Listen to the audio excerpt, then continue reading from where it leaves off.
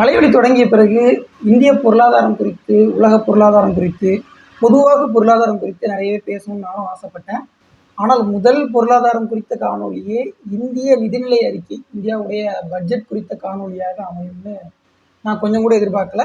இருந்தாலும் இதுவும் ஒரு நல்லதுக்கு தான். ஏன்னா ஒரு சின்ன வலைவலி, நம்முடைய நட்போட்டம் மட்டுமே சப்ஸ்கிரைபர்ஸாக இருக்கக்கூடிய ஒரு சின்ன வலைவலியில் இந்திய பொருளாதாரத்தில், அதுவும் இந்திய பட்ஜெட் குறித்து பேசும்போது எப்படிப்பட்ட ஒரு எதிர்வினை இருக்கும், எப்படிப்பட்ட ஒரு வரவேற்பு இருக்கும், எப்படிப்பட்ட கருத்துக்களை மக்கள் வந்து கவனிப்பாங்க அப்படின்றத தெரிஞ்சுக்கிறதுக்கு எனக்கும் இந்த காணொலி ஒரு வாய்ப்பாக தான் இருக்கும்னு நினைக்கிறேன். முதல்ல இந்திய பட்ஜெட் குறித்து ஏன் நாம் தெரிஞ்சுக்கணும் அப்படிங்கிறத இந்த காணொலியில் நம்ம பார்க்க போகிறோம்.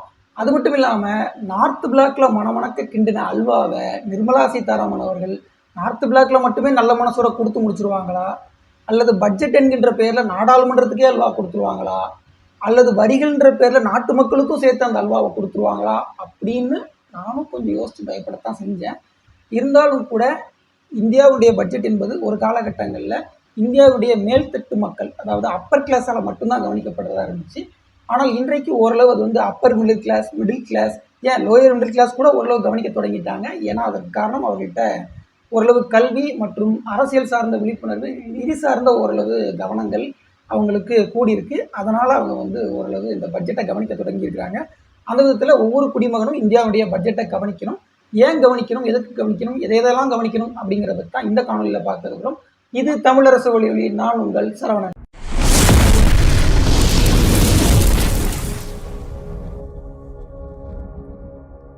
இந்த காணொலி வெளியாகிற நேரத்திலிருந்து ஒரு 2 மணி நேரத்துக்குள்ள காலை 11 மணி அளவில் நாடாளுமன்றத்தில் அம்மையார் நிர்மலா சீதாராமன் அவர்கள், இந்தியாவுடைய நிதியமைச்சர், அவங்க எப்படியும் வந்து பட்ஜெட் உரையை வந்து வாசிக்க தொடங்கியிருப்பாங்க. அநேகமாக 2020 2021க்கான அந்த நிதியாண்டுக்கான பட்ஜெட்டை, நிதிநிலை அறிக்கையை வந்து தாக்கல் செய்யும்போது இந்தியாவிலேயே மிக நீண்ட நேரம் நிதிநிலை அறிக்கையை வாசித்த அந்த சாதனையை வந்து அவங்க படைத்தாங்க. 2 மணி நேரம் 40 நிமிடங்களுக்கு மேலே. அப்படிப்பட்ட சாதனை மாதிரி திரும்பவும் செய்வாங்களா, இல்லை அதை முறியடிக்கிற மாதிரி 3-3.5 மணி நேரம் வரைக்கும் போவாங்களா அப்படிங்கிறதுலாம் நமக்கு தெரில. இருந்தாலும் கூட இன்றைக்கு, அதாவது ஜனவரி 31 இன்னைக்கு வந்து அவங்க வந்து எக்கனாமிக் சர்வே வந்து வெளியிட்டிருக்கிறாங்க. 2024-25க்கான பொருளாதார ஆய்வறிக்கை. போன ஆண்டும் இதே மாதிரியான பொருளாதார ஆய்வறிக்கை வந்துச்சு. அதுலேயும் பல விஷயங்கள் சொல்லியிருந்தாங்க. இப்போ இந்த ஆண்டினுடைய பொருளாதார ஆய்வறிக்கை என்ன சொல்லியிருக்கிறாங்கன்னா, இந்த ஃபினான்ஷியல் இயரில், அதாவது நடந்து முடிந்த 2024-25 நிதியாண்டில் இந்தியா எந்த அளவுக்கு பொருளாதார வளர்ச்சி அடைந்திருக்கு அப்படின்னு பார்த்தீங்கன்னா 6.4 விழுக்காடு அளவில் ஜிடிபி வந்து வளர்ந்துருக்கு அப்படின்னு சொல்லியிருக்கிறாங்க. அத்தோட குளோபல் எக்கனாமியோடைய வளர்ச்சி, அதாவது உலக பொருளாதார வளர்ச்சி அப்படிங்கிறது 3.3 விழுக்காடு அளவில் இருக்குது. வேர்ல்டு எக்கனாமிக் ஃபோரம் ஏற்கனவே சொன்னாங்க, உலக பொருளாதார வளர்ச்சி என்பது 3.2 விழுக்காடு அப்படிங்கிற அளவுக்கு தான் அடுத்த 5 ஆண்டுகளுக்கு இருக்கும் அப்படின்னு சொல்லியிருந்தாங்க. அப்படிங்கிறதே அவங்க மென்ஷன் பண்ணியிருக்கிறாங்க. எக்கனாமிக் சர்வே 24-25 அப்படிங்கிறது கிட்டத்தட்ட ஒரு 480 பக்கம் கொண்ட ஒரு மிக நீண்ட அறிக்கை. கிட்டத்தட்ட 13 சாப்டர் அப்படின்னு தான் சொல்லணும். இந்த 13 சாப்டரை டிபார்ட்மெண்ட் ஆஃப் எக்கனாமிக் அஃபேர்ஸில் அனந்த நாகேஸ்வரன் அவர்கள் தான் சீஃப் எக்கனாமிக் அட்வைசர். அவர் தான் வந்து இந்த முழு அறிக்கையையும் அவருடைய தலைமையிலான அந்த குழு தான் வந்து முழுமையாக தயார் பண்ணியிருக்கு. நார்த் பிளாக்ல தான் உட்காந்து மணக்க அல்வாவோடு சேர்த்து இந்த எக்கனாமிக் சர்வேயையும் பட்ஜெட்டையும் கிண்டியிருக்கிறாங்க அப்படின்னு தான் சொல்லணும். சரி, இப்போ இந்த எக்கனாமிக் சர்வேல என்ன சொல்கிறாங்க அப்படின்னா, கடந்த ஆண்டு வந்து 6.4 விழுக்காடு அளவிலான இந்திய பொருளாதார வளர்ச்சி வந்து அடைந்திருக்கு அப்படின்னு அவங்க சொல்லியிருக்கிறாங்க. போன வருஷம் எக்கனாமிக் சர்வேல அவங்க என்ன சொன்னாங்கன்னா, அடுத்த நிதியாண்டில் நாம் வந்து 6.5லேருந்து 7 விழுக்காடு அளவில் வளருவோம் அப்படின்னு சொல்லியிருந்தாங்க. ஆனால் அது வந்து நடக்கலை. அதுக்கு காரணம் ஓரளவு சில மந்தங்கள்லாம் இருக்குது. அதனால் 6.4 விழுக்காடு அளவு தான் நம்ம வளர்ச்சி அடைந்திருக்கோம் அப்படின்னு சொல்லியிருக்கிறாங்க. அதற்கு பிறகு பார்த்திங்கன்னா ஃபினான்ஷியல் இயர் 26, அதாவது 2025 ஏப்ரல் 1 தொடங்கி 26 மார்ச் 31 வரைக்கும் நடக்கக்கூடிய அந்த நிதியாண்டில் பார்த்திங்கன்னா 6.3 விழுக்காடுலேருந்து 6.8 விழுக்காடு அளவில் நாம் வந்து ஒரு பொருளாதார வளர்ச்சி அடைவோம் அப்படின்னு சொல்லியிருக்கிறாங்க. சரி, அதுவும் போக இன்னும் சில பொருளாதார வளர்ச்சிக்கான அவங்களுடைய பார்வைகளையும் சொல்லியிருக்கிறாங்க. இப்போ grass root level structural reforms, அதாவது அடிமட்ட அளவிலான வேறு அளவில் வந்துட்டு நிறைய சீர்திருத்தங்களை நாங்கள் பண்ணியிருக்கிறோம். அதனால் வந்து நிறைய முறைப்படுத்துதல்களையும் செஞ்சுருக்கிறோம், மறுமுறைப்படுத்துதல் டீரெகுலேஷன்ஸையும் பண்ணியிருக்கிறோம் அப்படின்னு சொல்லியிருக்கிறாங்க.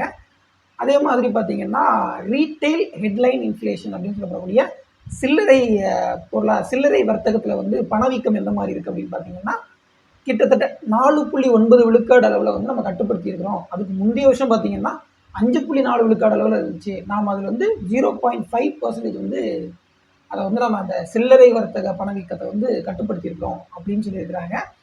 அதுபோக கேபிட்டல் எக்ஸ்பெண்டிச்சர் வந்து கடந்த 4-5 ஆண்டுகளில் பார்த்தீங்கன்னா ஓரளவு நல்லா தான் இருக்குது. அதுவும் வந்து நல்லா வந்து வளர்ச்சி அடைந்திருக்கு, இம்ப்ரூவ் ஆகிருக்கு அப்படின்னு சொல்லியிருக்கிறாங்க. அதன் பிறகு external sector getting FDI right, அதாவது அந்நிய நேரடி முதலீட்டை நாம் எந்த அளவுக்கு ஈர்த்திருக்கிறோம் அப்படின்னு வந்து அவங்க 3வது சாப்டரில் சொல்கிறாங்க. அதில் வந்துட்டு நிறையவே நாம் வந்து அந்நிய நேரடி முதலீட்டை ஈர்த்திருக்கிறோம். கிட்டத்தட்ட கடந்த நிதியாண்டில் 9 மாதங்களில் முதல் 9 மாதங்களில் 55.6 பில்லியன் யூஎஸ் டாலர் அளவிலான அந்நிய நேரடி முதலீட்டை நாம் ஈர்த்திருக்கிறோம். அதுக்கு முந்தின வருஷம் அதே சேம் பீரியட் அதே காலகட்டத்தில் நாம் 47 பில்லியன் தான் ஈர்த்திருந்தோம். இந்த தடவை வந்து கிட்டத்தட்ட 8 பில்லியனுக்கு மேலே நாம் அதிகமான அந்நிய நேரடி முதலீட்டை ஈர்த்திருக்கிறோம். அது வந்து 17.9 விழுக்காடு அளவிலான வளர்ச்சி அப்படின்னு அவங்க சொல்லியிருக்கிறாங்க. அதற்கு பிறகு இம்போர்ட்ஸு, குறிப்பாக வந்து நமக்கு இறக்குமதி, அதாவது வெளிநாடுகளிலிருந்து நமக்கு தேவையான வெளிநாட்டு உற்பத்தி பொருட்களை இறக்குமதி செய்வதற்காக நாம் வந்து ஒரு பணம் கொடுப்போம் இல்லையா, அந்நிய செலாவணி கையிருப்பு அப்படிங்கிறத அவங்க வந்து எவ்வளோ இருக்குன்னு சொல்லியிருக்கிறாங்க. 640 பில்லியன் அளவிலான, அதாவது யூஎஸ் டாலர் அளவிலான அந்நிய செலாவணி கையிருப்பு நம்மக்கிட்ட இருக்குது. இது 10 மாதங்களுக்கும் மேலான இறக்குமதிக்கு போதுமான அளவிலான கையிருப்பு தான். இந்த பணத்தை வச்சு நாம் ஒரு 10-11 மாதத்துக்கு அளவிலான இறக்குமதியை செஞ்சிட முடியும் அப்படின்னு அவங்க சொல்லியிருக்கிறாங்க. எக்ஸ்டர்னல் டெப்ட், அதாவது வெளியில் வந்து நம்ம வாங்கின கடன், இந்தியாவுடைய வெளிநாட்டிலேருந்து வாங்கக்கூடிய வெளியில் இருக்கக்கூடிய கடன்கள் எவ்வளோன்னு பார்த்தீங்கன்னா 19.4% அளவில் இருக்குது. செப்டம்பர் 2024 அன்னைக்கு உள்ள நிலவரப்படி கிட்டத்தட்ட ஒரு 19.4 விழுக்காடு அளவில் தான் நாம் வெளிநாடுகளில் கடன் வாங்கியிருக்கிறோம் அப்படின்னு அவங்க சொல்லியிருக்கிறாங்க. அதற்கு பிறகு அடுத்தடுத்த சாப்டர்ஸில் இன்னும் நிறையவே சொல்கிறாங்க. குறிப்பாக பார்த்தீங்கன்னா ப்ரைஸஸ் அண்ட் இன்ஃப்ளேஷன், அதாவது விலைவாசி மற்றும் விலைவாசி ஏற்றம் அப்படிங்கிறதுல அடுத்த சாப்டரில் சொல்கிறாங்க. அதில் ஐஎம்எஃப் சொல்லியிருக்கு குளோபல் இன்ஃப்ளேஷன், அதாவது உலகம் முழுக்கவே விலைவாசி ஏற்றம்ங்கிறது 5.7 விழுக்காடு அப்படிங்கிற அளவில் இருக்கும். அது வந்து 2022 பார்த்தீங்கன்னா 8.7 அப்படிங்கிற அளவில் பீக்கில் இருந்துச்சு. அதை நாம் குறைச்சி 5.7 அப்படிங்கிற அளவில் உலக பொருளாதார அளவில் கொண்டு வந்துட்டோம். அதுலேயும் பார்த்தீங்கன்னா ரீட்டைல் இன்ஃப்ளேஷன், அதாவது சில்லறை பணவீக்கம் அப்படிங்கிறதுல பார்த்தீங்கன்னா 5.4% அப்படிங்கிற அளவில் தான் 24 நிதியாண்டில் இருந்துச்சு. ஆனால் நாம் வந்து அதை இன்றைக்கும் குறைச்சி 4.9 அப்படின்னு கொண்டு வந்துட்டோம் அப்படின்லாம் சொல்கிறாங்க. இந்த பணவீக்கங்கிறது ரொம்ப முக்கியம். இதுதான் வந்து கிட்டத்தட்ட விலைவாசி ஏற்றத்தை குறிக்கக்கூடிய ஒரு குறியீடுகள். இப்போ நாம் வந்து விலைவாசி ஏற்றம் அப்படிங்கிறத வந்து ரொம்ப சுமையாக பார்க்குறோம். அப்போ ஒரு காலகட்டத்தில் ஒரு ஆண்டில் தான் வந்து ரொம்ப அதிகமாக விலைவாசி ஏறிச்சு. ஆனால் இப்போ நம்ம ரொம்ப கட்டுப்படுத்திட்டோம். ஒரு டைமில் பார்த்தீங்கன்னா 5.4 இருந்துச்சு, ஆனால் இப்போ 4.9 நம்ம கொண்டு வந்துட்டோம் அப்படிங்கிற மாதிரி நமக்கு ஓரளவு ஆறுதலான விஷயங்களை தான் சொல்கிறாங்க. ஸோ இந்த மாதிரி நிறைய விஷயங்கள் இருக்குது. குறிப்பாக இன்வெஸ்ட்மெண்ட் அண்ட் இன்ஃப்ராஸ்ட்ரக்சர், அதற்கு பிறகு ஏஐ பற்றி கூட சொல்லியிருக்காங்க. ஏஐயுடைய, அதாவது ஆர்டிஃபிஷியல் இன்டெலிஜென்ஸ், அது வந்து லேபர், அதாவது கூலி ஆட்கள் அல்லது வேலையாட்களுக்கு வந்து வரமா சாபமா அப்படிங்கிறத பற்றி 13வது சாப்டரில் வந்து டிஸ்கஸ் பண்ணியிருக்கிறாங்க. கிளைமேட் அண்ட் என்விரான்மெண்ட், அதாவது இப்போ இருக்கக்கூடிய சூழலியல் பிரச்சனைகள், திடீர்னு வெள்ளம் வருது, மழை அதிகமாக பொழியுது, புயல் ரொம்ப வந்து மழை ஏற்படுத்துது, இந்த மாதிரியான பிரச்சனைகளை எப்படி எதிர்கொள்வது, அடாப்டேஷன் மேட்டர்ஸ் அப்படின்னு சொல்லிட்டு அதற்கு ஒரு சாப்டர் கொடுத்துருக்குறாங்க. அதற்கு பிறகு எம்ப்ளாய்மெண்ட், அதுக்கப்புறமா எம்ப்ளாய்மெண்ட் இல்லாதது, வேலைவாய்ப்பின்மை, அது குறித்தும் கொஞ்சம் கவனம் செலுத்தி ஒரு சாப்டர் கொடுத்துருக்குறாங்க. எப்படியாக இந்த 13 சாப்டர் கிட்டத்தட்ட 480 பக்கங்கள் முழுக்கவே விவாதிக்கப்பட்டு நிறைய குறியீடுகளை, புள்ளி விவரங்களை, நிறைய திட்டமிடல்களை, நிறைய யோசனைகளை முன்வைத்து இந்த எக்கனாமிக் சர்வே 24-25 வந்து வெளியாகி இருக்குது. இதன் அடிப்படையில் தான் கிட்டத்தட்ட பட்ஜெட் தாக்கலாகும் அப்படின்னு நிறைய பேர் எதிர்பார்க்குறாங்க. அது இந்தியா முழுக்க இருக்கக்கூடிய எல்லா மக்கள்கிட்டையுமே இந்த பட்ஜெட் மேலே நிறைய எதிர்பார்ப்புகள் இருக்கும். சரி, இந்த பட்ஜெட்டில் நீங்கள் என்ன எதிர்பார்க்குறீங்க அப்படிங்கிற ஒரு கேள்வியை நான் உங்ககிட்ட கேட்க விரும்புகிறேன். நீங்கள் என்ன எதிர்பார்க்குறீங்கன்றத கமெண்ட்டில் சொல்லுங்கள். நான் இந்த பட்ஜெட்டில் என்ன எதிர்பார்க்குறேன்னு யோசித்தேன்னா, ஒருவேளை வருமான வரி உச்சவரம்பை கொஞ்சம் ஏற்றினா நமக்கு ஏதாவது வரி விலக்கு கிடைக்குமே அப்படின்னு யோசிக்கலாமேன்னு பார்த்தா, நாம் அந்தளவுக்கு தனிநபர் வருமானம் ஈட்ட நபரும் கிடையாது. சரி, ஒருவேளை வந்து லைஃப் இன்சூரன்ஸ் மாதிரியான ஆயுள் காப்பீட்டு திட்டங்களுக்கோ இல்லது வேறு மாதிரியான காப்பீட்டு திட்டங்களுக்கு நமக்கு ஏதாவது ஒரு வழி கேட்கலாமே, ஒரு திருத்தங்கள் கொண்டு வர சொல்லலாமே அப்படின்னு கேட்கலாமேன்னு பார்த்தா, நாம் அந்தளவுக்கு வயசானவங்களும் கிடையாது, அதனால் அதுவும் இல்லை. ஆனால் அதே நேரத்தில் பாருங்களேன், நான் வந்து வளர்கிற போது இந்தியா இளமையான நாடாக இருந்துச்சு. வளர்ந்து ஒரு மிடில் ஏஜை தாண்டதுக்கு முன்னாடியே இந்தியா வந்து வயதானவர்கள் அதிகம் மிக்க நாடுகள்னு சொல்ல ஆரம்பிச்சிட்டாங்க. அது ஒரு பயமாக தான் இருக்குது. சரி, அதுவும் போக மற்றபடி நமக்கு ஏதாவது இந்த வீடு வாங்குறதுல, இந்த ஹவுசிங் விஷயங்களில் ஏதாவது முக்கியமான சீர்திருத்தங்களை கொண்டு வந்தால் அது நமக்கு கொஞ்சம் ஆதரவாக இருக்குமே அப்படின்னு யோசித்தா நான் வீடு வாங்குகிற யோசனையிலையும் இல்லை.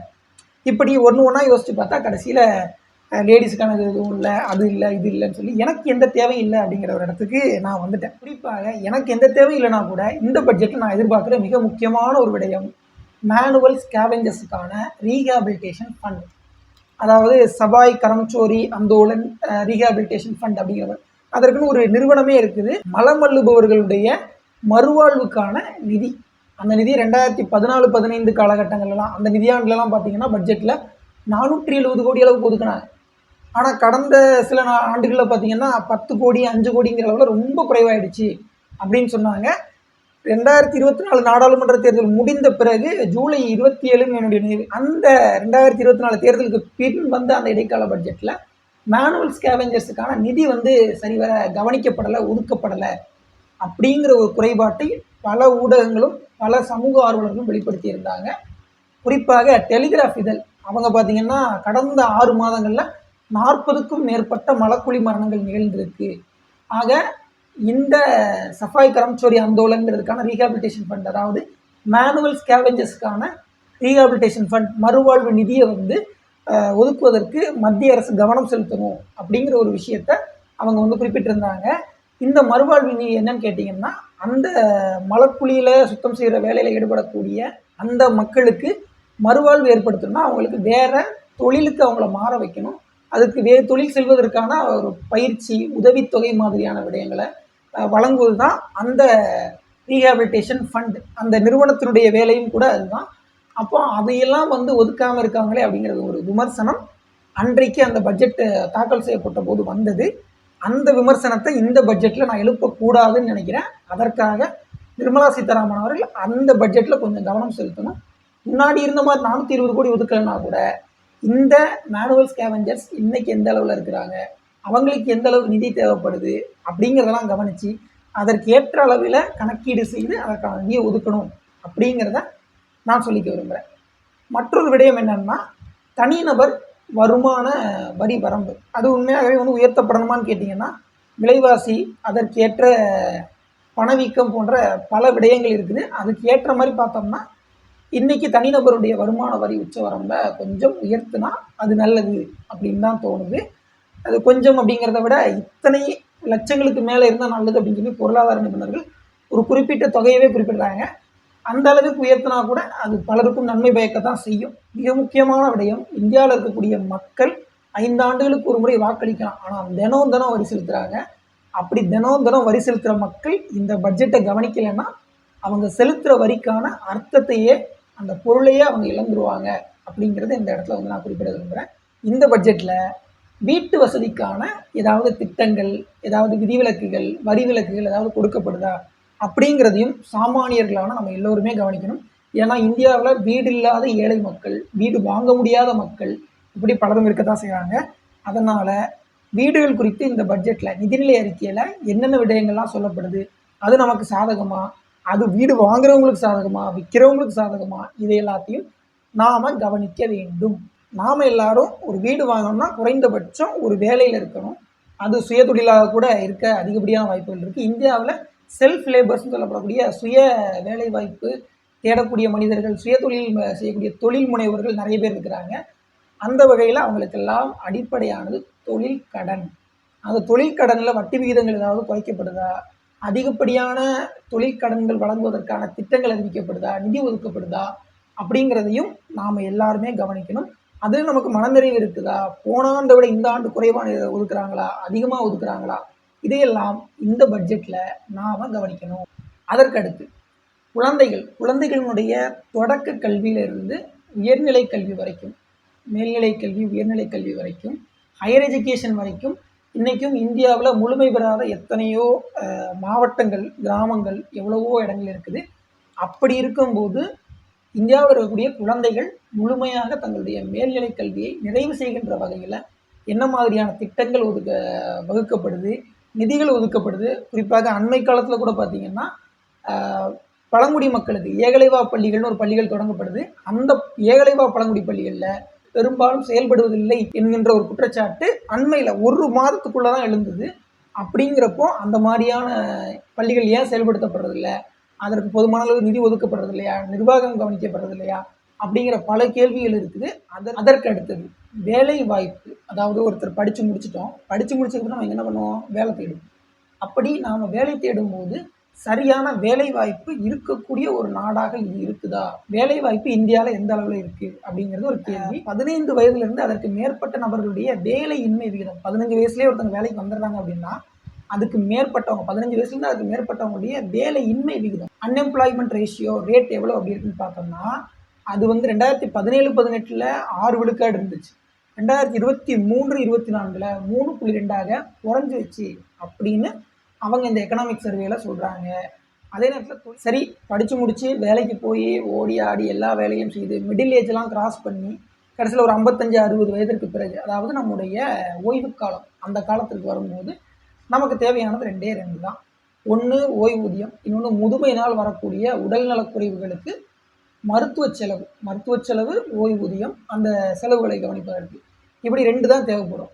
அப்படி இருக்கும்போது நாட்டினுடைய 40 விழுக்காடு மக்களுக்கு பயன் தரும் அப்படின்னு சொல்லி ஆயுஷ்மான் பாரத் அப்படின்ற ஒரு ஓய்வூதிய ஒரு மருத்துவ திட்டங்கள்லாம் வந்து அவங்க செயல்படுத்தினாங்க. அந்த திட்டம் வந்து பெரிய அளவில் பயனளிக்கலை, அதில் நிறைய குறைபாடுகள் இருக்குது, சரிவர செயல்படுத்தப்படலை அப்படிங்கிற ஒரு குற்றச்சாட்டு அல்லது ஒரு குறை அந்த திட்டத்தின் மேலே இருக்குது.